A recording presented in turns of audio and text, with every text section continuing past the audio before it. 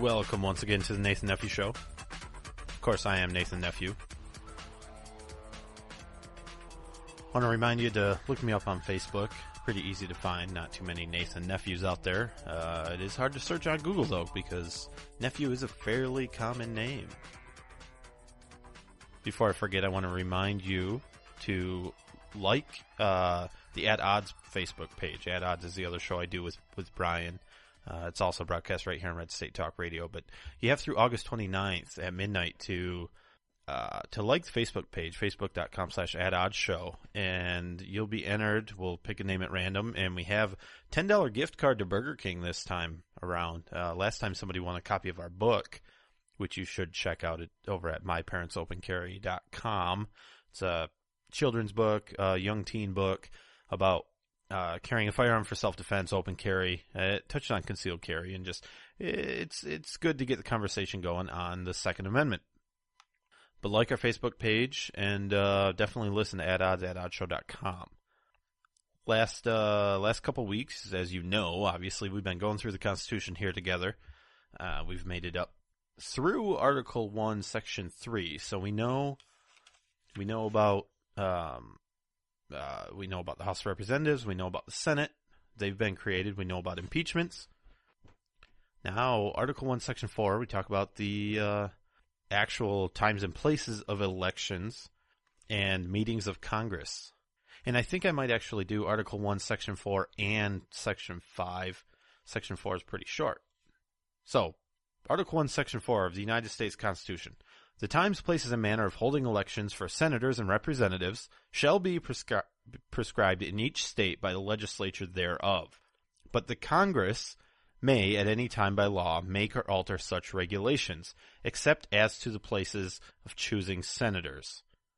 So what this says is senators and representatives, the state legislature gets to decide when those elections are held and where they're held. But the Congress, which is the U.S. House and Senate, can pass a law, essentially, that changes the time of the elections. They cannot change the place of the election for choosing senators. And so this is one of those areas where the federal government, the Constitution, the powers granted to the federal government in the Constitution do, in fact, supersede states' rights to choose the time and places of elections. And generally we have fairly uniform elections. You know when it is. It's the same time every 2 years. So that makes it easier for people to know when to vote, I suppose. Especially those that don't pay attention, which are generally the ones that, when they vote, they cause problems for the rest of us. The Congress shall assemble at least once in every year, and such meetings shall be on the first Monday in December, unless they shall, by law, appoint a different day. So the Congress means the House of Representatives and the Senate, so a joint session. They must convene once every year. And per the Constitution, that must be on the first Monday in December, unless they make a law changing that day. So we know that the House and Senate will get together at least once a year. And you think, once a year, that's not very often, but if you think about where the power is supposed to be, you think that the states are supposed to be making, they're supposed to have power in most things, except the few things in this document that are given to the federal government. The state and local government, the state and any subdivisions thereof, are supposed to have the real power. So if they're making all the decisions and they're handling business, we don't need the Congress to get together very often. In fact, the Constitution right here just says that they have to do it at least once a year, meaning that they thought it was important enough to put a minimum on it because it may not even be necessary for them to assemble more once a year at all. But they need to because, that make sure that everything's flowing. The people kind of still know each other. It functions and everybody's kind of on the same page and they can talk about issues that they brought from the state or whatever needs to be done. You should do it once a year just to sort of make sure that it doesn't kind of dissolve without anybody knowing that it is still a unit and it still exists. So that's it for Article 1, Section 4. Essentially, it lays out the fact that the states get to choose the time, place, and manner of elections for senators and representatives, and that Congress, the House and the Senate, must assemble at least once every year, the first Monday of December. Now, let's move on to Article 1, Section 5. We'll knock 2 out today, so that'll be good. Article 1, did I say Article 2? Article 1, Section 5. Each House shall be the judge of elections, returns, and qualifications of its own members, and a majority of each shall constitute a quorum to do business. But a smaller number may adjourn from day to day and may be authorized to compel the attendance of absent members in such a manner and under penalties as each House may provide. So, the House has the final say on seating its members. They get to decide qualifications of returning and when they need to be in session. And a majority of each House is a quorum. Now, if there's a smaller number than a quorum, then the members present can use whatever rules are put in place by that body of Congress to compel or require the absent members to show up. I mean, you need to come do your job. We're going to force you to do your job, and here's the penalties we've laid out if you don't do it. Might remember, I think it was in Wisconsin when they were having some problems, and it was a state issue, but it applies, so bear with me here. In Wisconsin, when Scott Walker was trying to redo some of the contracts with the public unions, the Democrats just fled the state. They just left thinking, oh, well, they won't have a majority or they won't have a quorum or whatever. We're just not going to vote. They're not going to be able to do it.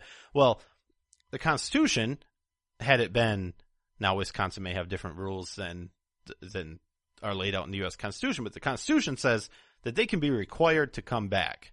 Which, if I remember right, that is what happened, and some of them ignored it. And, what are you going to do? We know politicians don't generally get in trouble for procedural things like that. It just kind of, well, whatever. Rules are just the Constitution. I mean, you must be crazy if you're quoting the Constitution.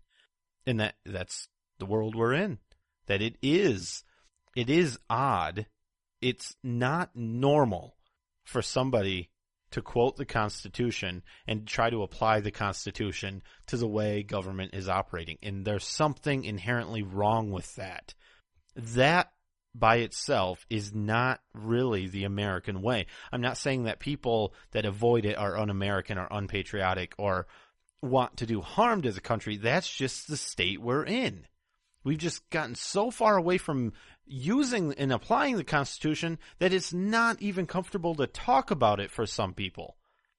I have no problem talking about the Constitution, and that's part of why I'm doing this, is sort of an educational thing. I don't necessarily think that you need to be educated, but maybe you can show the show to some of your friends and say, hey, he's not the most interesting guy, but you don't even have to pick up a book to read the Constitution. He'll let you know what it's about. And it's just crazy. We need to talk about it more. We need to apply it more.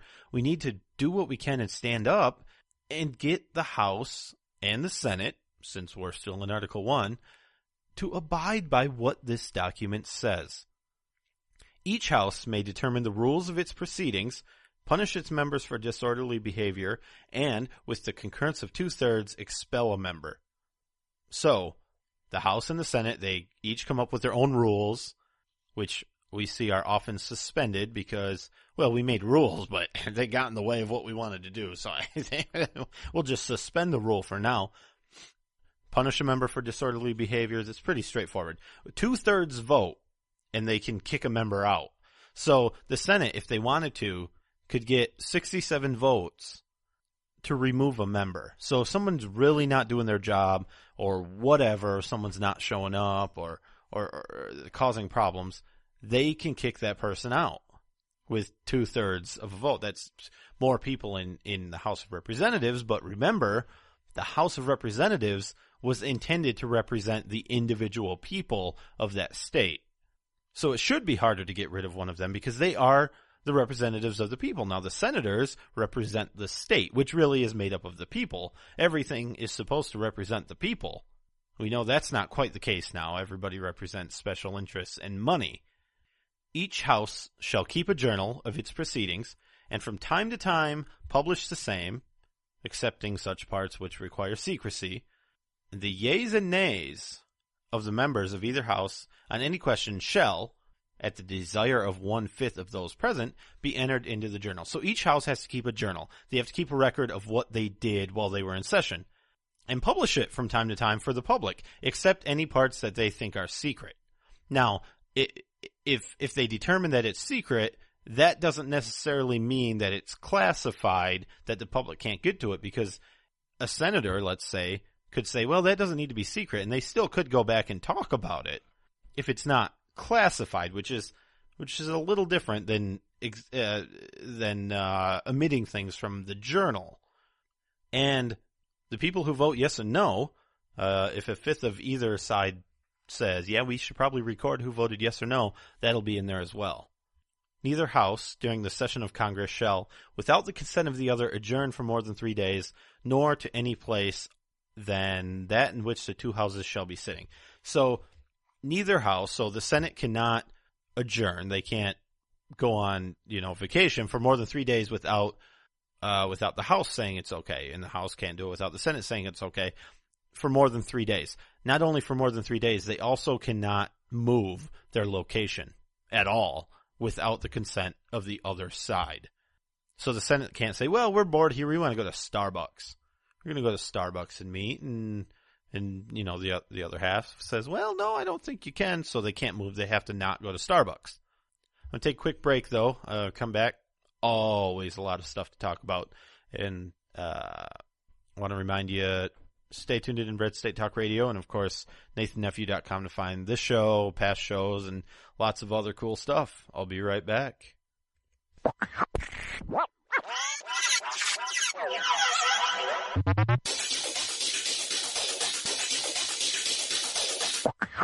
When it comes to TV, if you can't see the difference, why pay the difference? Switch to Dish for the best value in entertainment. Not only will you find the same channels you know and love for less, Dish sweetens the deal with free HD for life and premium movie channels free for 3 months, including Blockbuster at Home. You can also save a bundle when you combine DishNet high-speed internet with your TV service. Why would you ever pay more for TV? Switch to Dish and see what real value is. Free HD for life, premium channels free for 3 months, scores of movies with Blockbuster at Home, premium savings when you bundle DishNet high-speed internet service. Limited time offer, 24-month agreement with credit qualification required. Cancellation fee, auto pay, and paperless billing and other restrictions apply. Call for details. Call Dish Satellite, your Dish authorized retailer now. 800-507-9468. 800-507-9468. 800-507-9468. That's 800-507-9468.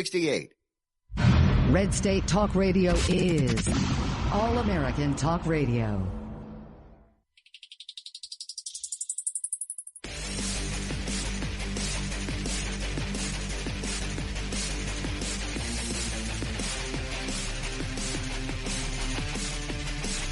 The Nathan Nephew Show. Somewhat unique. Somewhat unique? Yes, somewhat unique. All right, welcome back to the Nathan Nephew Show. Of course, I am Nathan Nephew. I want to remind you once again to head over to facebook.com/AdOddsShow. Like that page and definitely listen to Ad Odds. If you like the page before August 29th at midnight, you'll be entered into a drawing for a gift card to Burger King. I think it's a $10 gift card. What's more important, this week's show, that show's live Thursdays at 8. We interviewed Shaq Hill. Shaq is running for the Senate in Virginia as a Republican. He's a constitutional conservative. We talked to him. We asked him about gun control. We asked him about Obamacare. We talked about immigration. We talked about the war on drugs. He really seems to get it. And we're going to be interviewing soon Howie Lind, who is running against him in the Republican primary, who also, I haven't talked to him. He also says he's a conservative, constitutional conservative. So we'll see there. I don't know if there's much difference between the two, but we will find out. But Shaq Hill, great candidate from what I can tell, but it's just an interesting interview. And even if you're not from Virginia, these Senate races are important. They matter to everybody because right now, Right now, the Democrats have control of the Senate, and they're holding up all sorts of stuff. There hasn't been too many budgets coming out anywhere. They've had budgets sent to them, but they just, whatever. So it's important that we look at all elections, even if you don't have an election in your state for a senator coming up in 2014, then maybe support a candidate from another state because it really matters. So you can find that on adoddshow.com if you miss it here on Red State Talk Radio. The other day, earlier this week, no doubt you've heard about the Australian student, Chris Lane, in Oklahoma. He was murdered, seemingly randomly, and we've heard nothing. He was white, he was Australian, and two of the suspects were black kids, teenagers, not really kids. They're old enough to know better. I hate to call them kids. That was the game we played with Trayvon Martin. It was kid, and it's not really. And we heard Jesse Jackson come out and talk about it and say, well, violence is frowned upon. Okay. But in the Trayvon Martin case, we needed a riot because it was racial. But in this case, where we had some black kids that maybe in a gang, tweeted that they hated white people, that's not racial. And we should it's frowned upon. And we need to let the justice system work.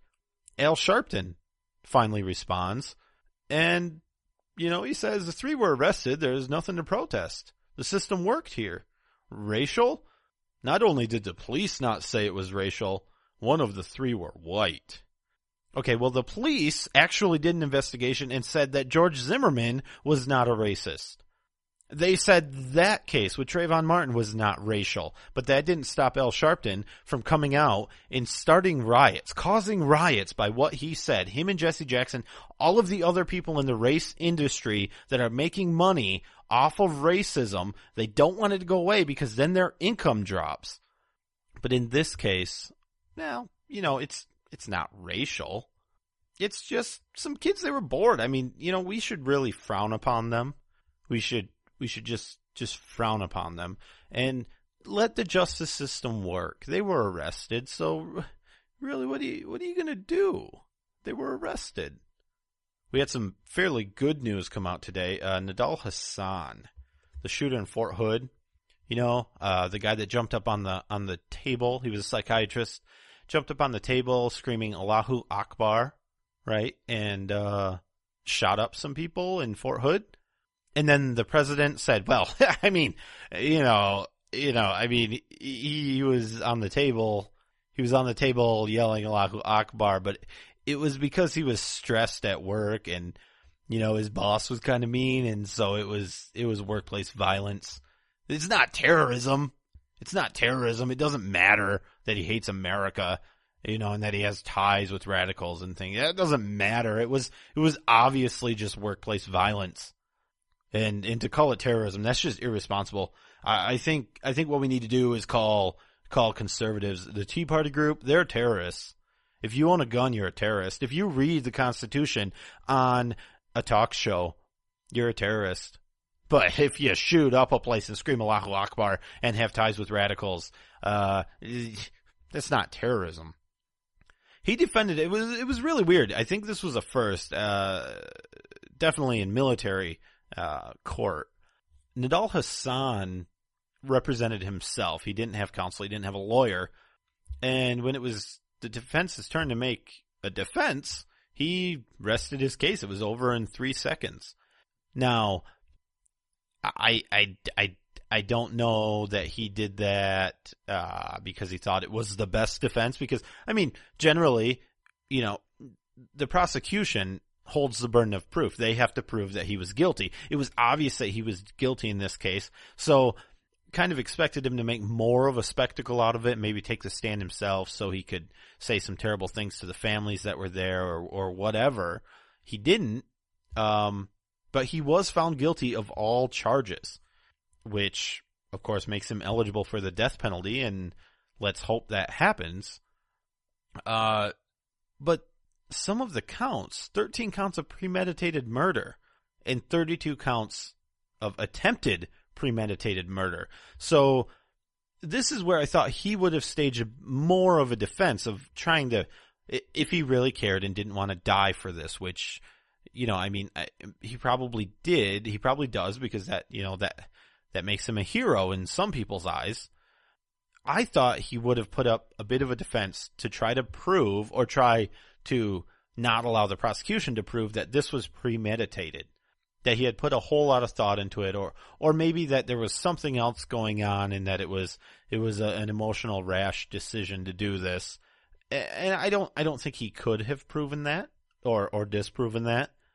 But I was surprised that he didn't even try. I mean, he killed 13 people, injured 32, more than 32. It could be as high as 40. So I don't think there's any question that he deserves the death penalty.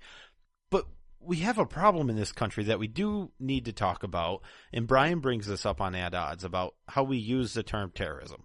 Now, I think that it doesn't really matter what you label people as long as they're treated properly. You can call people a terrorist if they're not a terrorist, as long as you don't treat them like a terrorist. It's not the best way to go, but it's not the end of the world. People aren't, having their rights violated. In the case of Nadal Hassan, when you say that he is not a terrorist, and in fact that is workplace violence, it opens up all sorts of avenues for him to take, other than for us to just find out who he's associated with. We have to treat him completely differently. And to me, you're in a military base, you jump up on a table, you're yelling Allahu Akbar, and you're shooting at people, and you have ties to radicals. You are a terrorist. You should be treated as a terrorist. Now, so far on this long drawn-out journey, justice has prevailed. He's been found guilty. I think he probably will face the death penalty, just because the number, 13 counts of premeditated murder. He murdered 13 people. And 32 counts of attempted premeditated murder. Maybe that should be higher, because I'm sure he missed a few people. But the families, what they've had to go through just to get this verdict is just, it's appalling. I don't think that we necessarily should have put the families through that. It was obvious that he was a terrorist. Treat him as a terrorist. I don't see a problem with that. I really don't. Ted Cruz, people found his birth certificate. He released it or whatever it was found in it. They found out that he was born in Canada. So now everyone's saying, well, he's a Canadian citizen. And he says, well, maybe whatever. I would renounce my Canadian citizenship. Not really a big deal. Today, I think it was today, he was joking. Actually yesterday, I'm sorry. He was joking around, and he said, I promise that while y'all are out there, I'll try to give you some really juicy news, okay? You're there, you're here, it's a press conference, I'm going to give you something good. I'm secretly a citizen of Ethiopia. So, the question is, do you think he'll renounce his citizenship to Ethiopia, since it is now a proven fact that Ted Cruz is Ethiopian? That's all the time I have. NathanNephew.com. Remember to stay right here on RedStateTalkRadio.com.